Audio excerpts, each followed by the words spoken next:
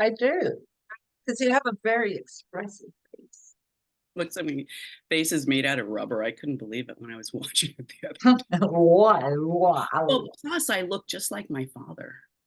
When he was doing his study groups and he was in his philosopher mode with his pipe, and he would look at people like this. That's the way I was looking at you the other day. Great. Now we know where some of these quirks and quarks come from. It's so weird how much is genetic. Oh yeah, huge. Absolutely huge. Okay, come on then, Miranda. So What are we're we talking talking about? about the benefits that we have had from doing this work. Hmm. And it hasn't been fast, right? No, But there's no magic pill. People want the magic pill. yeah, but Try I some more. will say that if I had had a guide like you, right, or like me now, it would have been Hmm. a lot quicker because I wouldn't have had to, you know, search through all the YouTube videos. Well, and also, I think part of it too is when you work with a guide, a mentor, Mhm. um, or whatever label you want to attach to them, there's accountability there, Yeah. right? And as human beings, well, and especially as women, we are very good at being accountable to other people. We're not so good at being accountable to ourselves, It's true. It's you true. know? Well, and that's because we are beings that need to be in community, Hmm. right? All of this, pull yourself up by your bootstraps, rugged individualism is so contrary to, the way that we really are. Yeah, well, and then it is that I call it the divide and conquer method, right? Because if we're all trying to struggle by as little individuals in our boxes, Yeah, then we're far more easy to be controlled and manipulated, you absolutely. know? Whilst if we're working in group Mhm. and in community, then not only do you learn at a faster rate, you expand at a faster rate, but you also get the ripple effect of what is happening with everyone else, Mhm. Yeah. you know. Yeah, there's a real alchemy that takes place in groups. And Mm, that's one of the reasons why I wanted to do a group rather than focusing so much on the one on one work. Not that I won't do that, but mhm, there's a magic that happens with these groups. And mhm, I did a group years ago, I did a series of them. And many of those women are still working together and collaborating together. And it is mhm. so powerful because with the planet the way that it is, we need each other. We need to understand that what we're going through is not individual, as we often think, right? We're going Mhm. through a really difficult, traumatic time, and we think, well, nobody will understand. The fact is, every time we've done these groups, these themes come forward, and people are struggling, and oh, that other person is struggling too. And then it just becomes magical because you see that you're not alone. Huge. You see that you're not alone, that you're not a misfit. I mean, the word that really comes up that I hear a lot with clients is I'm broken. Mm, I don't believe that. I don't believe anybody is broken. I believe we put self-limitations. mhm. I believe that we buy into a lot of bullshit.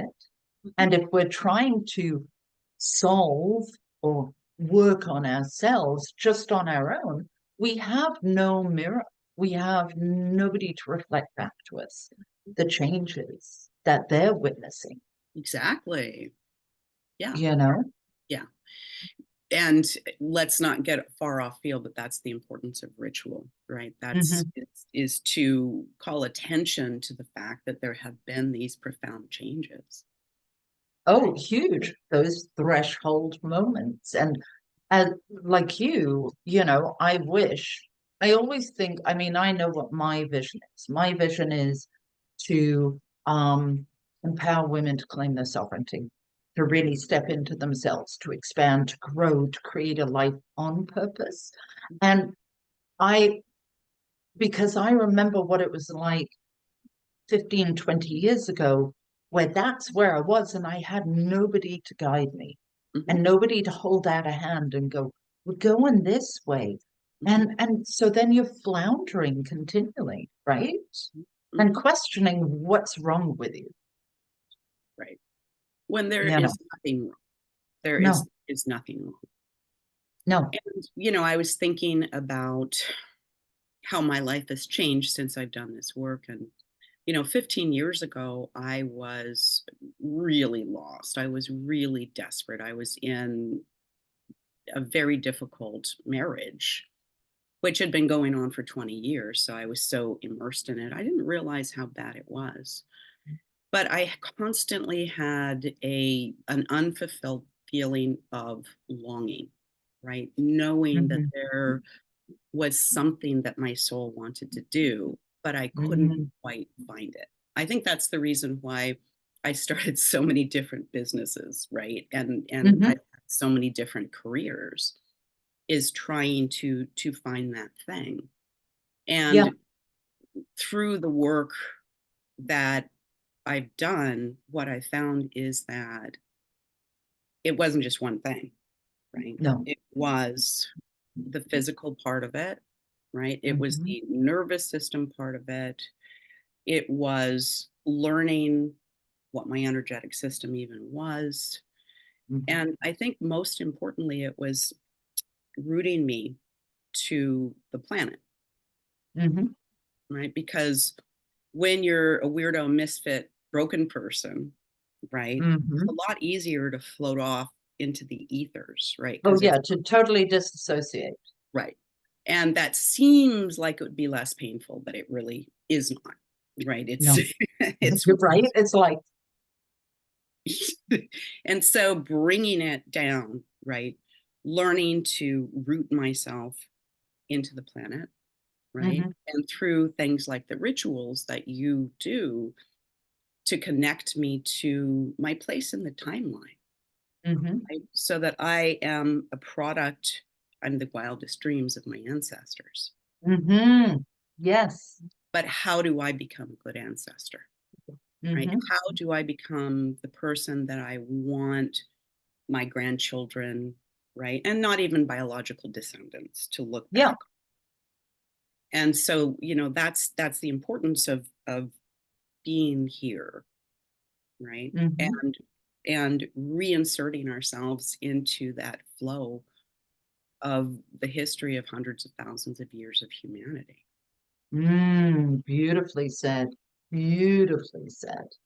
Because and you're so right when it isn't just one thing. And this is what freaks me a bit when, you'll see these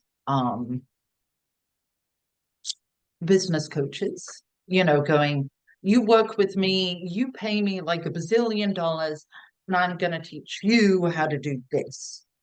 Um, one, they have a very formulaic thing, and two, they're not addressing all the aspects of this. Mhm. You know, like we have archetypes that are in play at all time. We have our physicality, we have our mental. We need to learn self-mastery. We have our emotional, we have our spiritual, we have our financial, and we have our nervous system. Like right there, you've got 8 pieces. And if you just focus on one piece, it won't work. And see, that's our tendency, though, right? Because we've been in this society where we break things down into all these little elements, but Mhm. we're humans. Mhm. We are all of those things. And yeah, and we have to address them kind of separately. But at a certain point, I'm sure you know what I mean, there is Mhm. a coming together where Huge. everything shifts. Everything. Yes. Yes. And I mean, I used to ask myself, like, if something went wrong with me physically, I would judge it on a purely physical plane.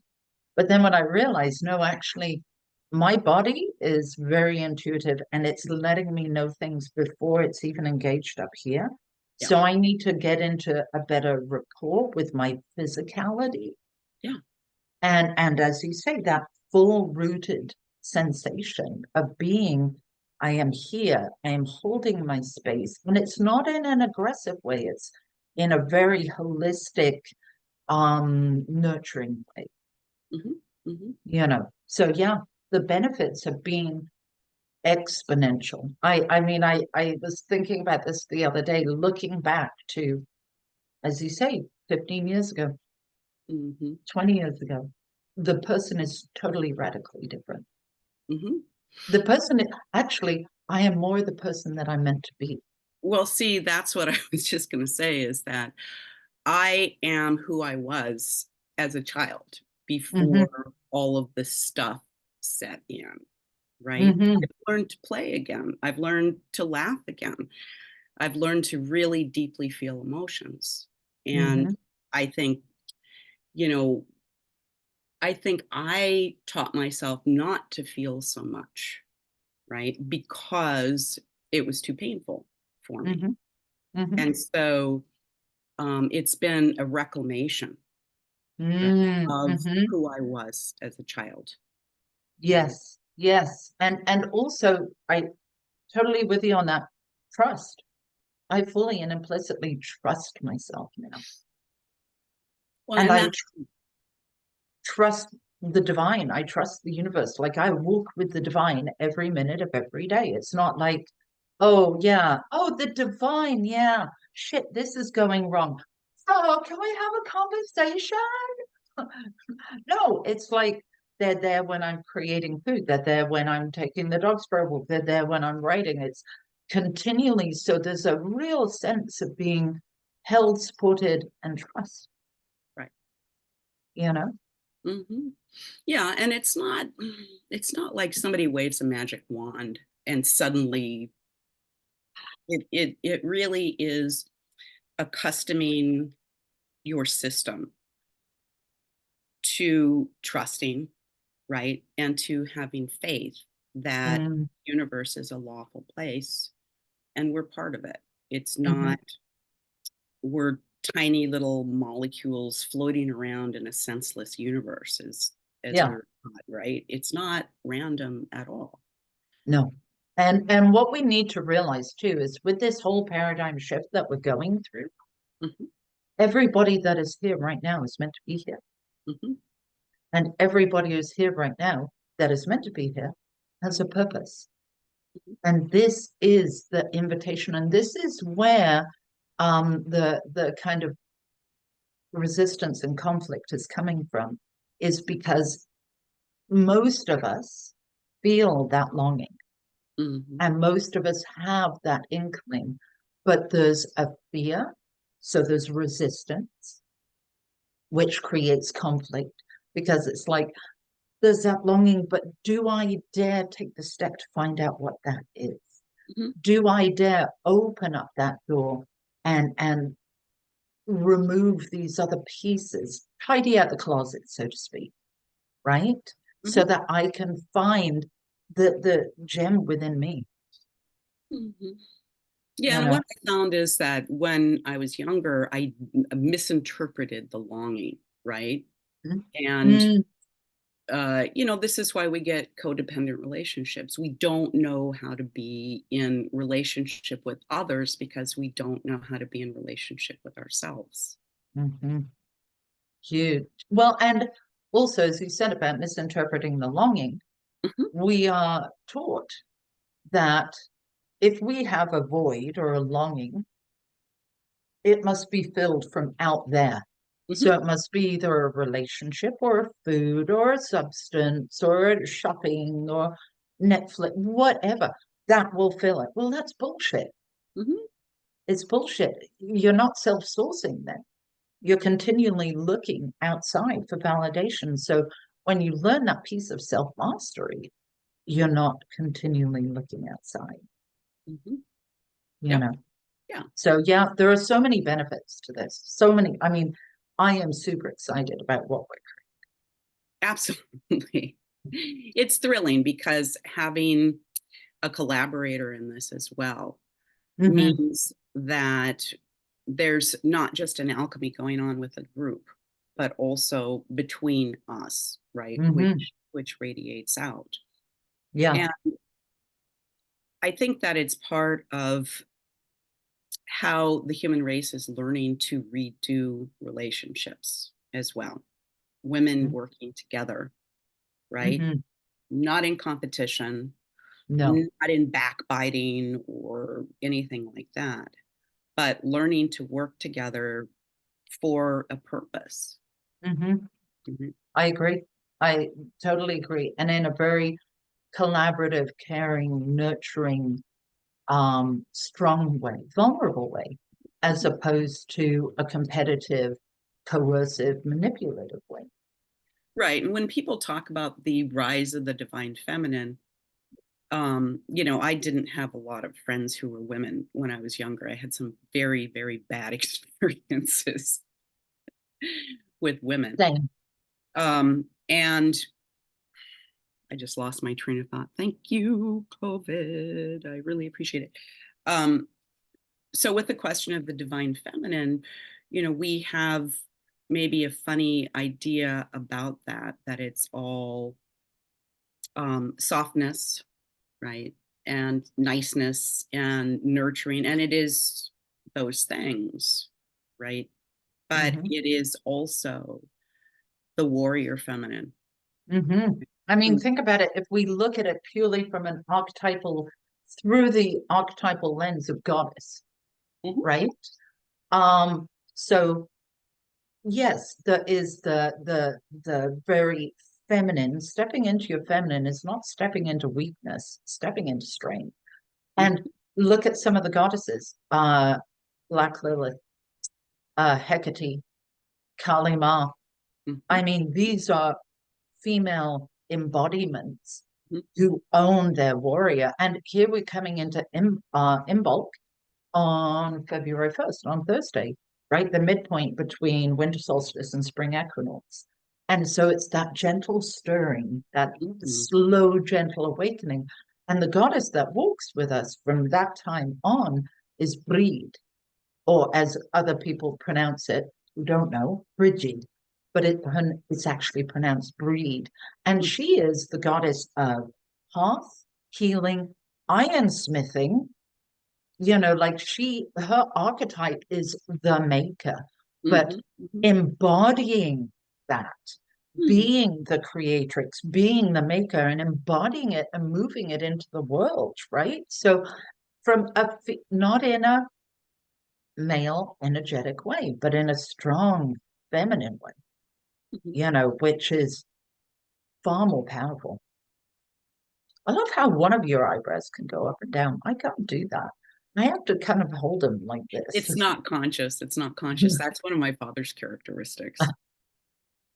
I've tried, and all I get is this look.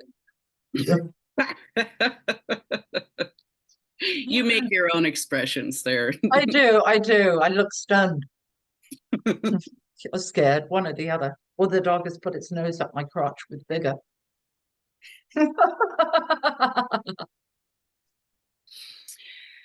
Oh, male dogs. This is why I have such short dogs, like short leg. I'm Yeah, but you're not very tall. Oh, you're very funny.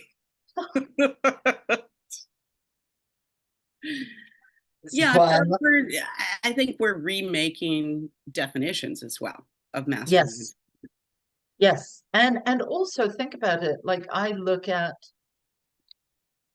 my sons and I look at my daughter and what they are learning from me. And I look at all my boys and they are a beautiful balance of masculine and feminine. Mhm. And I look at my daughter too, and she's really, I'm super impressed with her because she's at a place where she knows her voice Mm. in a very healthy way, not in a retaliatory attack way, but knows her voice. I look and go, when I was her age, I didn't know my voice, Oh, are you kidding? you know?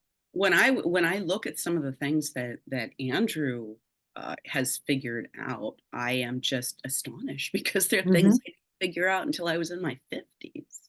Right? Yeah. And this is what, so there is part of it that comes into legacy, as you said earlier. Like we're talking lines all the way down, but we're talking about going forward too. Mhm, You know, what do I want my kids? Not what do I want them to be? What do I want them to learn from me mhm, that will empower them? That then they can share with theirs and theirs and theirs and theirs. I mean, I was gifted with a whole series of great aunts who gave me a lot, you mhm. know. So I was very blessed by that. So yeah, there we go. So anyhow, we are amazing. We were gonna do this. Let's do it. Yay! Jazz hands. Jazz. What was that? That looked like limp wristed goo, man.